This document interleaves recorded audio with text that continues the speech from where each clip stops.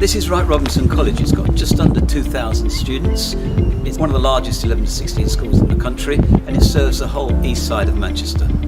Whole areas of the playgrounds which were uninhabitable because basically they were windy, wet. Now children have been able to spread out around them, and in fact the children use them all the time.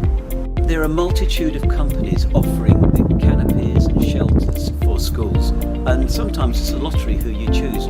But we chose A&S Landscapes because of the work, their brochure, and the work that we'd heard of. They didn't disappoint us. The children now have a much nicer environment to work in and to play in, and that's important because it isn't just about, schools aren't just about work. They're about making places friendly, nice places to go, and socially nice as well.